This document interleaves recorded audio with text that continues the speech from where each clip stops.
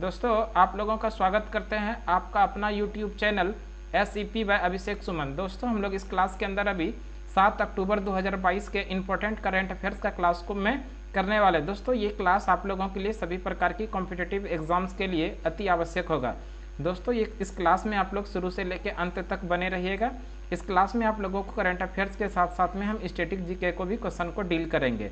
तो दोस्तों इस क्लास को शुरू करते हैं। क्वेश्चन है दोस्तों, संयुक्त राष्ट्र शरणार्थी पुरस्कार किसने जीता है? संयुक्त राष्ट्र शरणार्थी पुरस्कार किसने जीता है? तो ध्यान रखिएगा दोस्तों, ये अंजेला मार्केल ने। किसने जीता? Angela Merkel. अंजेला मार्केल की बात करें दोस्तों, जर्मन के पूर्व चांसलर मार्केल को सीरिया में शरणार्थी संकट के दौरान उनके नैतिक और राजनीतिक साहस के लिए 2022 के लिए शरणार्थी पुरस्कार से सम्मानित किया जाएगा 10 अक्टूबर को। तो इस तरह से इस प्रश्न का संयुक्त राष्ट्र शरणार्थी पुरस्कार किसने जीता? अंजेला मार्केल ने जीता। ये जर्मन के पूर्व चांसलर थे। नेक्स्ट क्वेश्चन देखते हैं हम लोग। नेक्स्ट क्वेश्चन है FIH महिला rising star of the year से किसे नामित किया गया है? तो ध्यान रखिएगा दोस्तों, इस प्रश्न का जो सही आंसर होगा भारत के युवा हॉकी खिलाड़ी मुमताज खान। भारत के युवा हॉकी खिलाड़ी मुमताज खान को 4 अक्टूबर 2022 को FIH महिला rising star of the year में नामित किया गया है। इन्होंने 2021 के अंदर जूनियर महिला विश्व कप में उनके शानदार प्रदर्शन के लिए इसमें इनको नामित किया गया। इस तरह से इस प्रश्न का जो सही आंसर होगा मुमताज खान। FIH महिला rising star of the year से किसे नामित किया गया है? तो मुमताज खान को। मुमताज खान लखनऊ की रहने वाली है।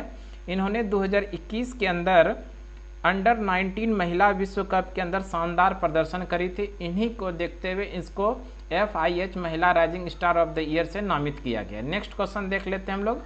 नेक्स्ट क्वेश्चन है विवेक लाल को किस देश का लाइफ टाइम अचीवमेंट पुरस्कार दिया गया है? तो ध्यान रखिएगा दोस्तों, इस प्रश्न का जो सही आंसर होगा अमेरिका का लाइफ टाइम अचीवमेंट पुरस्कार दिया गया विवेक लाल को। विवेक लाल भारतीय मूल के व्यक्ति हैं। नेक्स्ट क्वेश्चन देख लेते हैं हम लोग।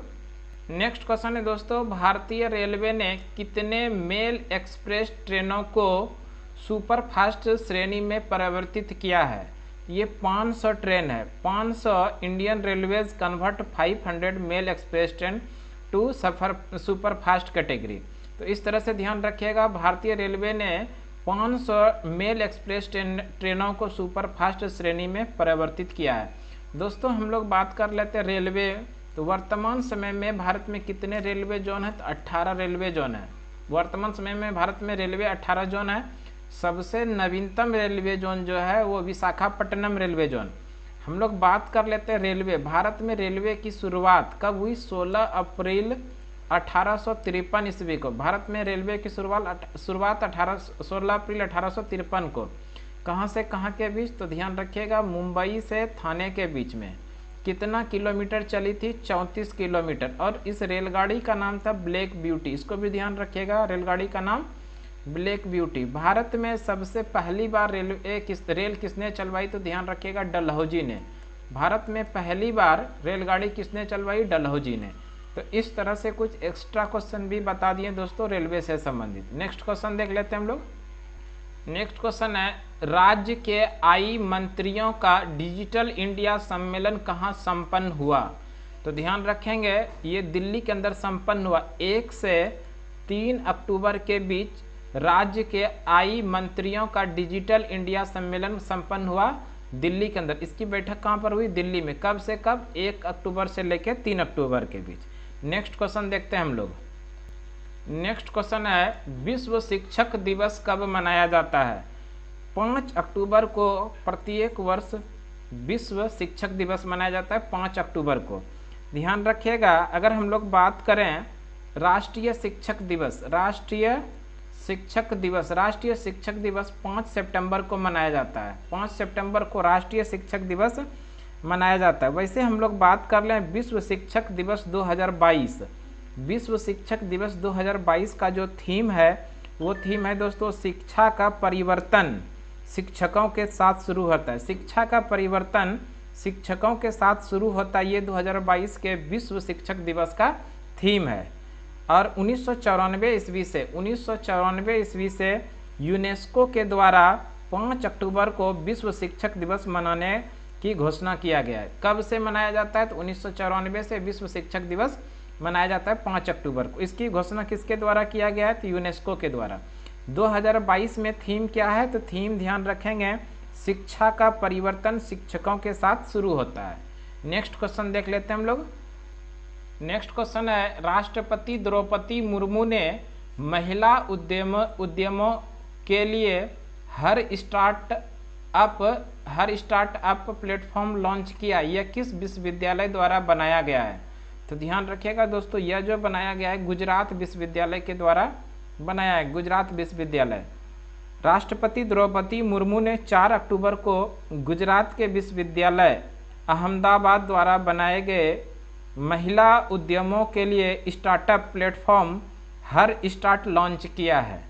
ध्यान रखेंगे दोस्तों, किसके द्वारा शुरू किया गया है? देश के राष्ट्रपति द्रौपदी मुर्मू के द्वारा। कहाँ पर? तो गुजरात विश्वविद्यालय के अंदर। इस किसके द्वारा तैयार किया गया है? गुजरात विश्वविद्यालय के द्वारा इसको तैयार किया गया ये प्लेटफॉर्म को। दोस्तों हम लोग बात कर लेते हैं गुजरात की बात करें। गुजरात का जो गठन हुआ है 1 मई 1960 ईस्वी को। गुजरात का गठन 1 मई 1960 को किया गया है। और गुजरात का जो प्रमुख लोक नृत्य है, तो ध्यान रखिएगा गरबा प्रमुख लोक नृत्य कहाँ का है? गुजरात का। गुजरात की राजधानी दोस्तों गांधीनगर। गुजरात की राजधानी कहाँ पर है? गांधीनगर। गुजरात के जो मुख्यमंत्री है इसका भी नाम याद रखिएगा, भूपेंद्र पटेल।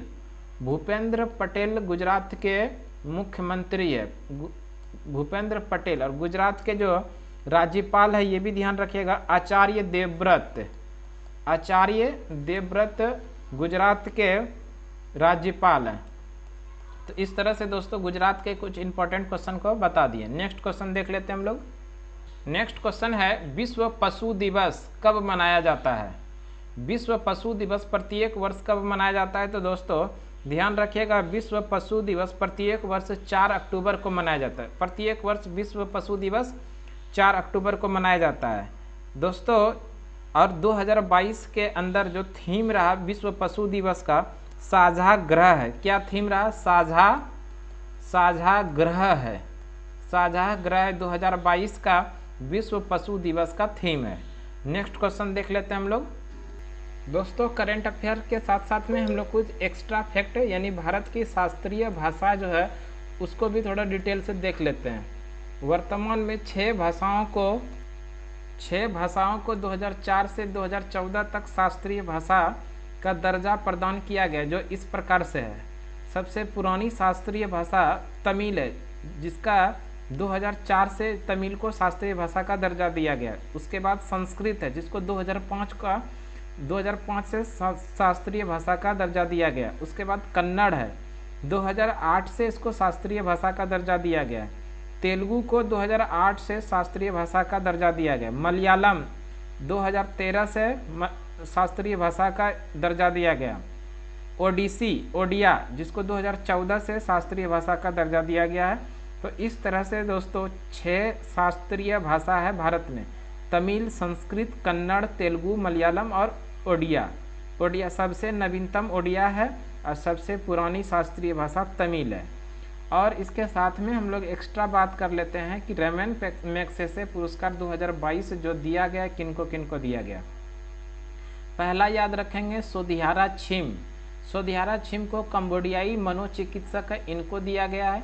तदाशी हतोरी जापान के नेत्र रोग विशेषज्ञ है, 2022 के अंदर इन्हें रेमन मैग्सेसे पुरस्कार दिया गया है। तीसरा है बर्नाडेट मेड्रिड, फिलीपींस के बाल रोग विशेषज्ञ है। और चौथे नंबर पे है गैरी बेनचेधी, इंडोनेशिया पर्यावरण कार्यकर्ता है।